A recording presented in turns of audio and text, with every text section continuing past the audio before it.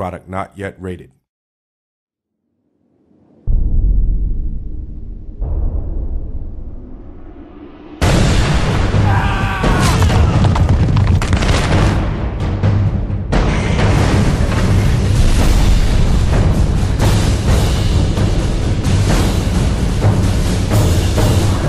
Medieval 2 Total War combines strategic warfare on an epic scale and spectacular real-time battles fought on massive, realistic battlefields. Medieval 2's grand campaign spans 5 centuries of medieval war and challenges you to take control of one of 17 great kingdoms and lead them to total domination. You will use diplomacy, espionage, trade, religion, and military might. This is an age of darkness. This is Total War.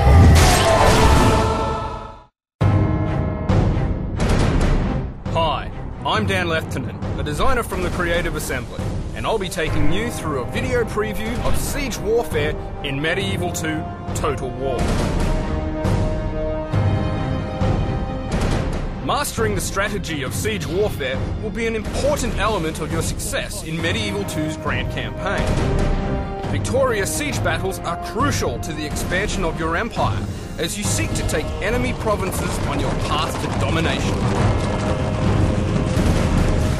Deploying a spy to infiltrate the enemy settlement is often a wise first step towards seizing that settlement. If successful, he will give you vital information on enemy defences, troops, and food supplies. You may be able to use this information to starve out your enemy and win a war of attrition. However, by maintaining a siege, you risk the arrival of enemy reinforcements. So carrying out a full assault on the enemy settlement is often the wisest choice of action. Although your armies must be well prepared for such an attack. Siege battles are epic affairs, fought in and around cities and castles that feature huge defensive walls, covered with archers and soldiers, with artillery towers, all prepared to repel any attack. Your spy has a chance to open up a settlement's main gate from within. But failing this, your armies must rely on an array of siege weaponry to help breach the walls or smash through the fortified gates. Your armies can raise siege equipment on the battlefield, such as battering rams, ladders, and siege towers. Early on in the campaign, you can also construct artillery to threaten enemy walls, like ballistas, catapults, and later, powerful trebuchets, which can prove effective at penetrating the walls of an enemy stronghold if protected from enemy fire. However, with the discovery of gunpowder, attackers can amass the firepower to overcome even the most formidable defensive walls from a far greater range. Mortars, cannons,